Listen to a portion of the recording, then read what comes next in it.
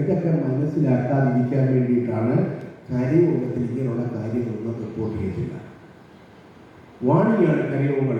ഇവിടെ എനിക്ക് തോന്നുന്നു മാവേലിക്കരൻ എന്നെ കാണാൻ വന്ന പ്രിയപ്പെട്ടവരും പറഞ്ഞത് ഇങ്ങനെ ഒരു കാര്യം, ഞങ്ങളവിടെ എന്തോ ഒരു വിരുദ്ധ അഭിപ്രായം പറഞ്ഞു നിങ്ങളുടെ പേര് നടപടിയെടുക്കും, മിണ്ടാൻ തെട്ടൂരമാണ്. മനസ്സിലായില്ലേ? അപ്പം ഞാനിതൊന്നും പറഞ്ഞത് ആരെങ്കിലും കളിയാക്കാനോ മോശക്കാരാക്കാനോ, അവരെല്ലാം മോശവും നമ്മൾ നല്ലതെന്നല്ല പറയുന്നത്. നമ്മളിൽ ആത്മശുദ്ധി വേണം. ആത്മശുദ്ധി സ്വന്തമായിട്ട് തുടങ്ങണം. ഞാൻ മറ്റു പറയുന്നത് 5 ബാറുള്ള മലയാളി ഗാന്ധിയെ തീർത്ഥാടനം ചെയ്യാൻ പോകുന്നുള്ളതേ ഉള്ളൂ. ഏതാ 5 ബാറുണ്ട് ചാവറയിലിടുന്നായ എത്ര പുള്ളി ആ 2ാം തീയതി ഗാന്ധിയെ തീർത്ഥാടനം ഗാന്ധിയ സംസ്കാരം പ്രചരിപ്പിക്കും. വെള്ളാപ്പള്ളി നടേശൻ ശ്രീനാരായണ നമ്മൾ പ്രചരിപ്പിക്കുന്ന പോലെ. ഏതാ ഈ നാണംകെട്ട പരിപാടി നമ്മൾ ഉണ്ടാകാൻ പാടില്ല. നമ്മളൊരു1000 പേര് ശുദ്ധിയുള്ളവരുണ്ടെങ്കിൽ ഞാൻ നിങ്ങൾക്ക് ഉറപ്പ് തരുന്നുണ്ട്, ഉറപ്പ് ഏകദേശം സക്സസ് ആയിക്കൊണ്ടിരിക്കും. ഇവിടെ ഒരു വലിയ മൂവ്മെന്റ് ഉണ്ടാവും. 50 ലക്ഷം നായകന്മാരുടെയും ഉള്ളിൽ നിന്ന് ഒരേ ജ്വാല വരും. നോക്കൂ, നമ്മളെ എവിടെ കൊണ്ടുവച്ചാൽ ഈ മീറ്റിംഗ് നടത്താൻ തീരുമാനിച്ചത്. ഇങ്ങനെ ഒരു വിഗ്രഹം ഇവിടെ ഉണ്ടാവുമെന്ന് ഞങ്ങളാരും സ്വപ്നത്തിൽ വിചാരിച്ചതല്ല. ഈ മീറ്റിംഗ് പോലും ഞങ്ങൾ സ്വപ്നത്തിൽ വിചാരിച്ചതല്ല. ഞങ്ങളെ നയിക്കുന്ന നമ്മുടെ എല്ലാമായ പരിപൂർണ കലാനിധി. പരിപൂർണ കലാനിധിയുടെ അർത്ഥം ഒന്ന് വിശദീകരിക്കാനത് പരിപൂർണ കലാനിധി എന്ന് പറഞ്ഞാൽ എന്താണെന്ന് നമ്മൾ ആദ്യം പഠിക്കണം. നാരായണ ഗുരുദേവൻ മണ്ടനായതുകൊണ്ടല്ല അങ്ങനെ പറഞ്ഞത്. ശ്രീനാരായണ ഗുരുദേവൻ ചട്ടമ്പി സ്വാമിയെ പറ്റി പരിപൂർണ കലാനിധി എന്ന് പറഞ്ഞിട്ടുണ്ടെങ്കിൽ, സ്വാമി വിവേകാനന്ദൻ കൊച്ചിയിൽ വെച്ച് ചട്ടമ്പി സ്വാമിയെ കണ്ടതിന് ശേഷം പറഞ്ഞത് എന്താണ്? റിമാർക്കബിൾ മാൻ. ഞാനൊരു അത്ഭുത മനുഷ്യനെ കണ്ടു. അത്ഭുത മനുഷ്യൻ എന്ന് പറഞ്ഞാൽ എന്താണ്? മനുഷ്യനപ്പുറം ഉള്ള ഒരാൾ. അപ്പൊ ദൈവങ്ങൾക്ക് രൂപമുണ്ട്. നമ്മുടെ അദ്വൈതം അനുസരിച്ച് ദൈവത്തിന് രൂപമില്ല, ഇല്ല. പക്ഷെ ദൈവത്തിന് ചില പ്രക്രിയകളുണ്ട്. എന്താണ്? മനുഷ്യരൂപം കൊണ്ട് അവർ അവതരിച്ചു കളയും. ഏതാ? അതാണ് ആദിശങ്കരൻ, അല്ലേ? നമ്മൾ മുമ്പേ പറഞ്ഞ വ്യാസൻ, കൃഷ്ണൻ, രാമൻ. ദൈവത്തിന് രൂപമില്ല, ആത്മീയ തേജസ്സാണ്. പരിപൂർണ കലാനിധിയാണ്. സർവചരാചരങ്ങളിലും നിറഞ്ഞു തുളുമ്പിരിക്കുവാണ്. അങ്ങനെ നിറഞ്ഞു തുളുമ്പിരിക്കുന്ന ലോകത്തെ തന്നെ ഒന്നാമത്തെ അവതാരമാണ് ചട്ടമ്പി സ്വാമികൾ. ചട്ടമ്പി സ്വാമികൾ കാവ്യ വസ്ത്രം ധരിച്ചിട്ടില്ല, നടന്നിങ്ങനെ പോകും. ഏത് വീട്ടിൽ ചെന്നാൽ എന്ത് പറഞ്ഞാലും നടത്തി കൊടുക്കും. കുമ്പളങ്ങ വേണമെങ്കിൽ കുമ്പളങ്ങ അമ്മയ്ക്ക് ഉണ്ടാക്കി കൊടുക്കും. പാമ്പ് വന്നാൽ അടുത്ത് വന്നിരിക്കും, കടുവ വന്നാൽ അടുത്ത് വന്നിരിക്കും. ഇതൊന്നും കഥയല്ലല്ലോ. 100 കൊല്ലമായതിൻ്റെ ഉള്ളൂ സ്വാമി സമാധിയായിട്ട്. ആ സ്വാമിയെ പറ്റി നിങ്ങളൊക്കെ മിക്കവാറും 50-60 ഒക്കെ വയസ്സുള്ളവരൊക്കെ ഇതിനകത്തുണ്ട്. ആരെങ്കിലും ഒരു പാഴ്വാക്കെങ്കിലും പറഞ്ഞ് നിങ്ങളുടെ ജീവിതത്തിൽ ഇതുവരെ കേട്ടിട്ടുണ്ടോ? വളരെ കുറച്ച് ആളുകൾ ചിലപ്പോൾ കേട്ടിട്ടുണ്ടായിരുന്നു. എല്ലാവരും അടച്ചങ്ങനെ പറയാൻ പാടില്ലല്ലോ. ഞങ്ങൾ തുടങ്ങിയതാണ്. ഞങ്ങൾ ഗുരുവിനെ വന്ദിച്ചാണ് തുടങ്ങിയത്. ആ ഗുരു എന്ന് പറയാൻ എന്താണെന്ന് നിങ്ങൾ പഠിച്ചിട്ടുണ്ടോ?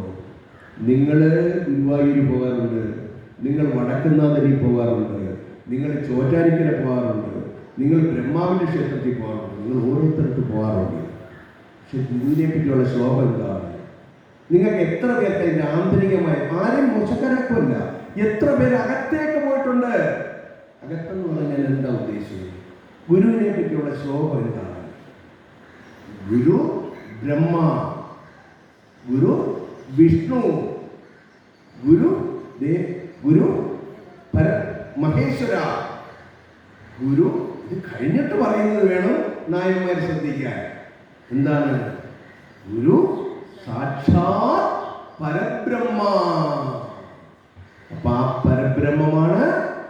പരബ്രഹ്മമാണ് ഇവിടെ പൂർണ്ണമായി കുടിക്കുന്നത്. ഇത് പരബ്രഹ്മ സന്നിധിയാണ്.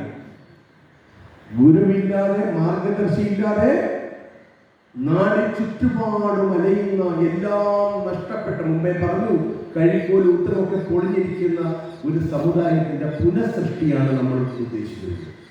അതിനൊക്കെ ആദ്യം കുറച്ച് പ്രയാസം ഉണ്ടായിരുന്നു.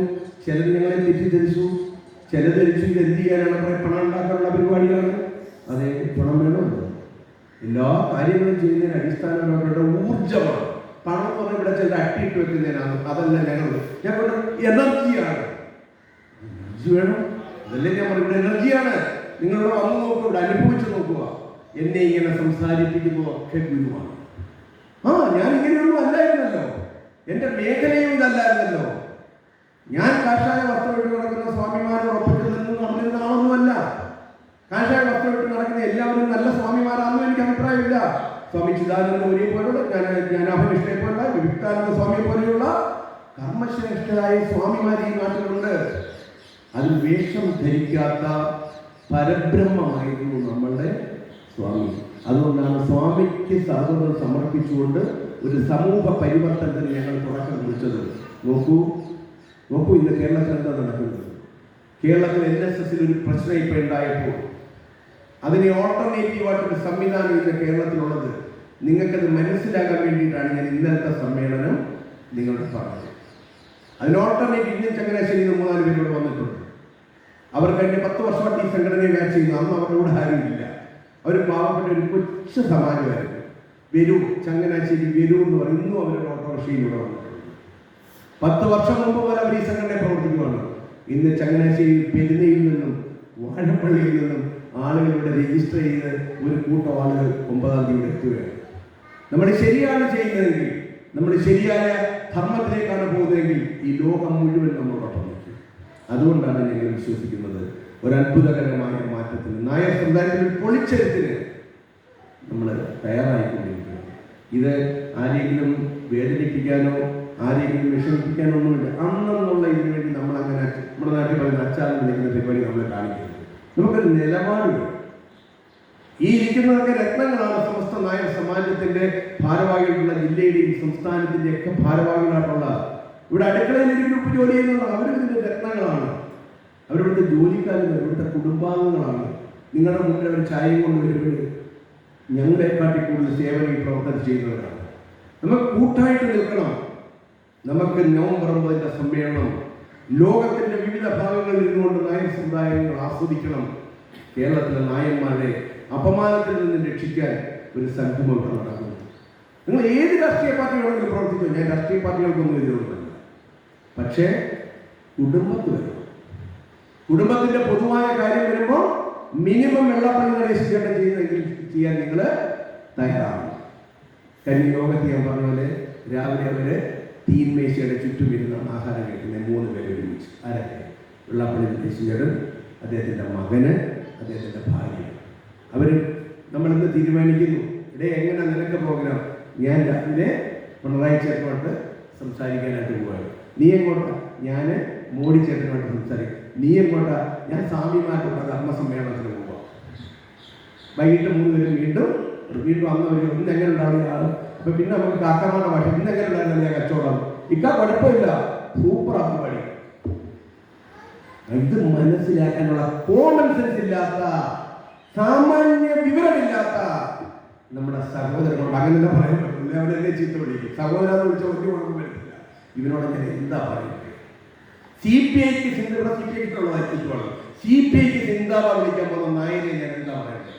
നിന്റെ പോലും കൊടുക്കത്തില്ലടാ എന്ന് പറയുന്ന ആ പാർട്ടി വോട്ട് ചെയ്യുന്ന നായരെ ഞാൻ എന്ത് വിളിക്കണം? പറഞ്ഞത് എന്റെ ഭാഷയെ പറഞ്ഞാൽ നിങ്ങൾക്ക് ചിലർക്കറിയാം, ബർമ്മസാറെ എന്ന് വിളിക്കണം. ഇല്ലയോ? എങ്ങനെയാണ്?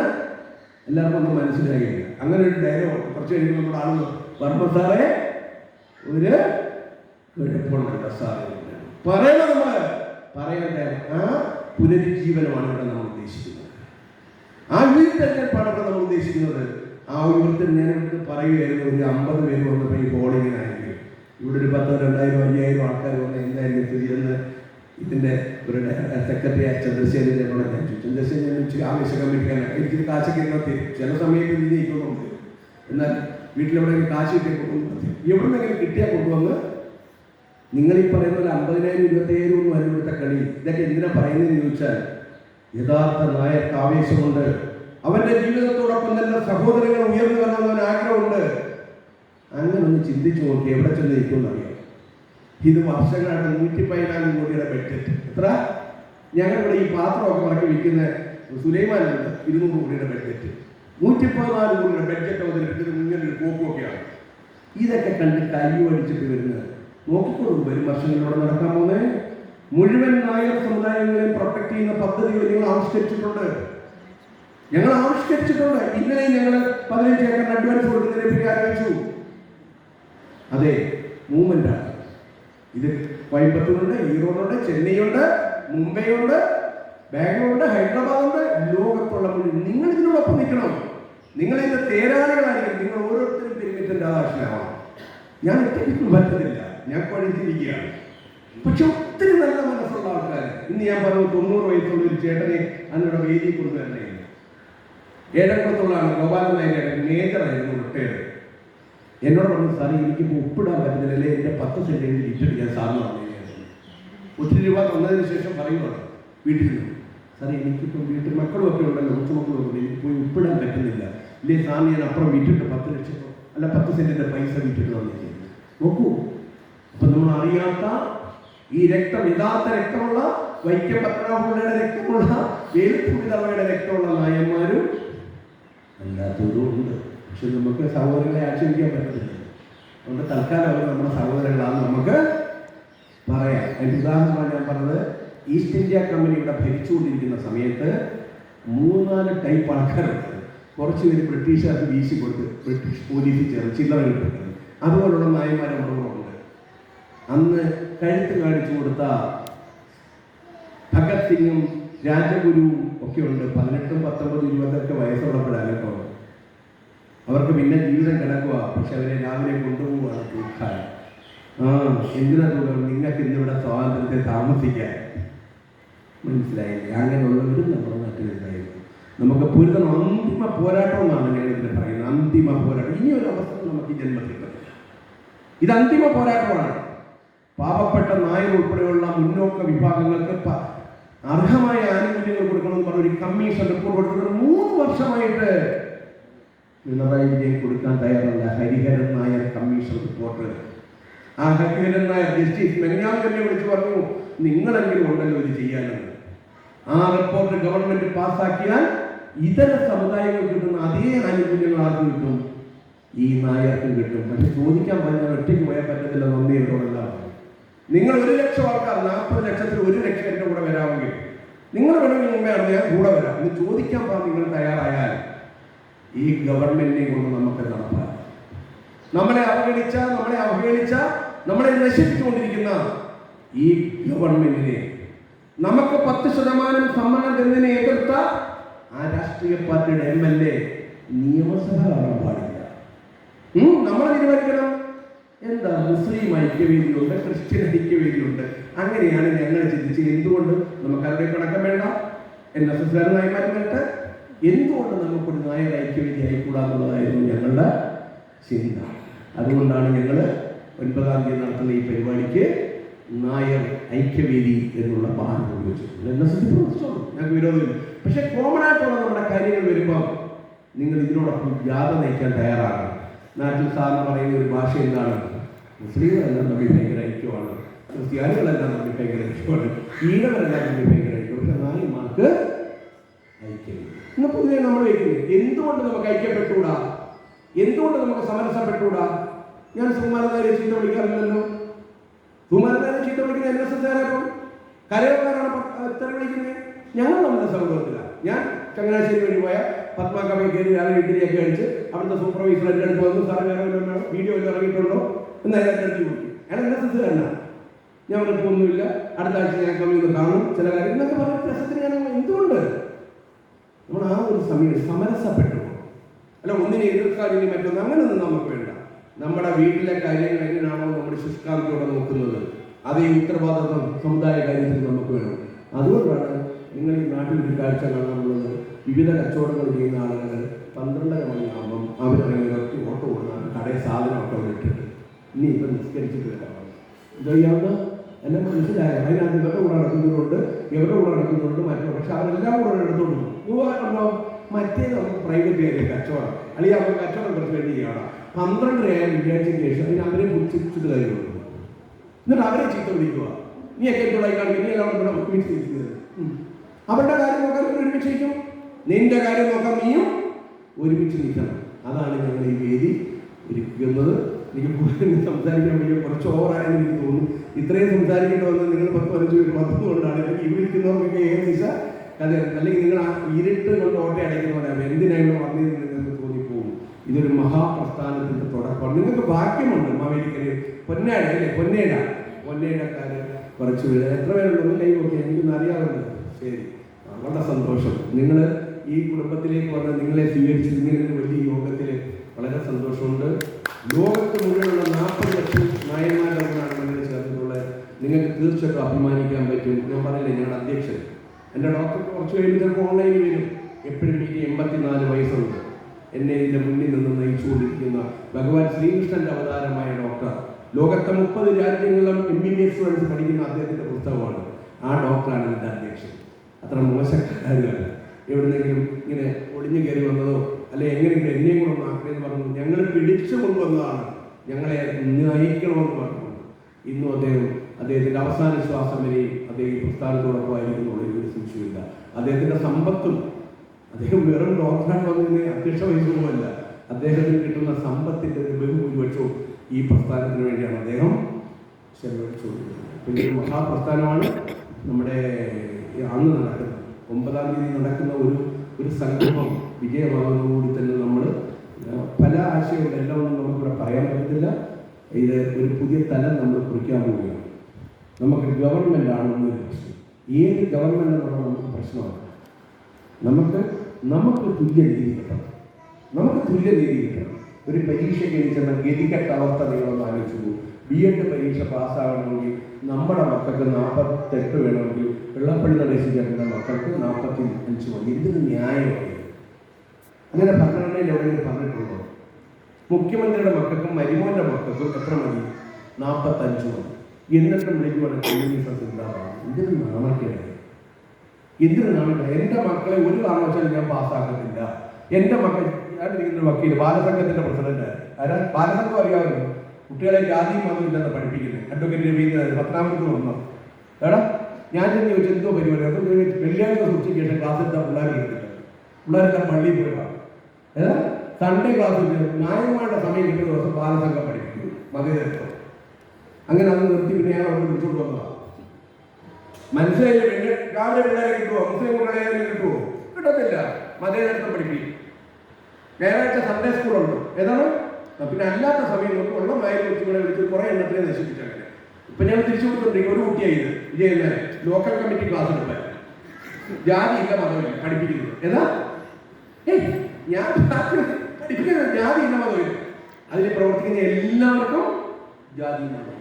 ഇത് മൊത്തം പഠിപ്പിക്കുന്ന ഉത്തരവാദിത്വം ഏറ്റെടുത്തേക്കുന്ന ആർക്കാണ്? ഒരു പാർട്ടിയിലല്ല, എല്ലാ പാർട്ടിയിലെയും പഠിപ്പിക്കുന്നതിന് ഉത്തരവാദിത്വം ഏറ്റെടുത്തിട്ടുള്ളത്. കാരണം നല്ല അധ്യാപകരായിരുന്നു. ഭാവനാ സമ്പുഷ്ടരല്ലേ നമ്മുടെ ആൾക്കാർ? പഴയ ആൾക്കാരൊക്കെ ആരാ? ജഡ്ജിമാരാരാ? കളക്ടർമാരാരാ?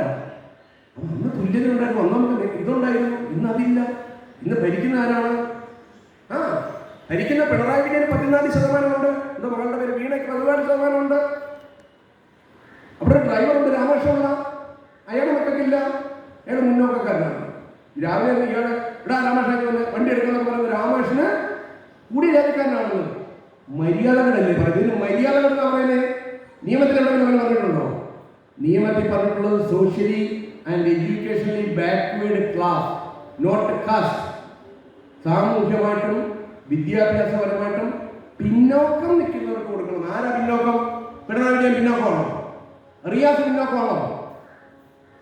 അപ്പം മര്യാദകേടാണ് കാണിക്കുന്നത്. അപ്പം മര്യാദകേടിനെ ചോദ്യം ചെയ്യാൻ എന്തോ നാട്ടിലെ ഭാഷ എന്തോ കണ്ടം തടിക്ക് അതൊക്കെ പറഞ്ഞു. 7 ഡയലോഗ് വേണമെങ്കിൽ 4 ഡയലോഗ് പോയെന്നുള്ളത് മൊത്തം പഠിച്ചു വെച്ച് കൊട്ടേഷൻ. ഇദ്ദേഹത്തിന് 1500 കൊട്ടേഷൻ കണ്ടു. കൊട്ടേഷൻ പറഞ്ഞോണ്ടാണോ? കൊട്ടേഷൻ പ്രയോഗിക്കണം. നിങ്ങളൊന്ന് കൂടെ നമുക്ക് പ്രയോഗിച്ച് കാണിച്ചു തരാം. അതായത് എത്ര കൂടെ നിൽക്കുമെന്നുള്ളതാണ്.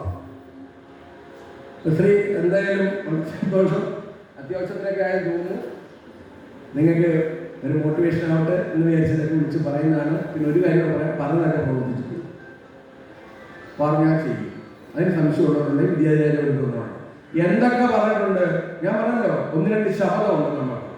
നമ്മളെ ഒന്നുമല്ലാതാക്കിയ ആൾക്കാരെ കൈകാര്യം ചെയ്യാൻ നമ്മൾ വേറെ അടിച്ചു പിടിച്ചു പറ്റുമൊന്നുമല്ല. അവർ നിയമസഭയിൽ വരാതിരിക്കാൻ നോക്കേണ്ട ഉത്തരവാദിത്തം നിങ്ങൾക്ക് തരത്തില്ലെന്ന് പറഞ്ഞത് നിങ്ങൾക്ക് കൊടുക്കുമോ? അത് ബോധവൽക്കരിക്കണം, അത് പഠിപ്പിക്കണം. നമ്മൾ CPIയുടെ VS കുമാർ ചണ്ഡീഗഡിൽ പോയി പ്രമേയം പാസാക്കി 10% സംവരണം കൊടുക്കാൻ പാടില്ല. അവർ നാം വോട്ട് ചെയ്യണം, നമ്മൾ ആലോചിക്കണം, പിന്നെ ചെയ്യുന്നത് നിങ്ങളുടെ ഇഷ്ടം. തീരുമാനം എടുക്കണം. അത് ഒന്നും രണ്ടും പേര് മറ്റുള്ള നമ്മളെ ഭയക്കണം. 12 എന്തിനാണോ ഒരുപാട് ലോകത്തൊരു കാര്യം ലോകത്തെ മൊത്തം ഇപ്പം വിറപ്പിക്കുന്നതെന്നറിയാം. രാജ്യത്തെ പറ്റി അറിയാമോ? അവരെ വീട്ടിൽ ചെല്ലും, അവരെ വിലക്കിയാൽ ആരാ? അതൊക്കെ ഇസ്രായേൽ എന്നൊക്കെ പറയും. എല്ലാവർക്കും എല്ലാം അറിഞ്ഞുകൂടാത്ത ഒരു കാര്യമില്ല. കാരണം സർവജ്ഞാന കോശമല്ല നയങ്ങൾ. അതുപോലെ നമ്മൾ ആകാൻ ശ്രമിക്കണം. നമ്മൾ ഇസ്രായേലികളാകണം എന്ന് പറഞ്ഞാൽ മറ്റൊരു വെറുതെ കൊല്ലണമെന്നാണോ? അല്ല, നമ്മുടെ കാര്യത്തിൽ നമ്മൾ മിടുക്കരായിരിക്കണം. നമ്മുടെ കാര്യത്തിൽ നമ്മൾ മിടുക്കര, വേറെ കാര്യത്തിൽ കൊണ്ട അറ്റ്ലീസ്റ്റ് അവിടെ നമ്മൾ പാലം വലിക്കരുത്. പാലം വലിച്ചാൽ നമ്മൾ നൂറ്റാണ്ടുകളായിട്ട് കൊണ്ടുവരുന്ന ഒരു കുടുംബത്തിൻ്റെ എല്ലാം നശിച്ചു. അത് നമ്മൾ എഡ്യൂക്കേറ്റ് ചെയ്യണം. അതുകൊണ്ടാണ് ഞാൻ പറഞ്ഞത്. അപ്പം കൃത്യമായ എഡ്യൂക്കേഷൻ നമുക്ക് ആവശ്യമാണ്. ആ എഡ്യൂക്കേഷൻ വന്നു കഴിഞ്ഞാൽ നമ്മളിപ്പോൾ ഒരു 10% ഈ എഡ്യൂക്കേഷൻ ചെന്നാൽ 10% മതി ഈ 100% കൈകാര്യം ചെയ്യാൻ. ബാക്കി 90. അപ്പോൾ 10% ആ എഡ്യൂക്കേഷൻ നമ്മൾ എത്തിക്കണം. ആ വിദ്യാഭ്യാസം വേണം. തീർച്ചയായിട്ടും നിങ്ങളുടെ ഇന്നത്തെ വിലക്കം വളരെ നല്ലതാണ്. നമുക്ക് വിവിധ കമ്മിറ്റികളൊക്കെ രൂപീകരിച്ച് ഇനിയുള്ള ഒരു 20 ദിവസം നിങ്ങളെ കിട്ടുന്ന പരമാവധി സമയം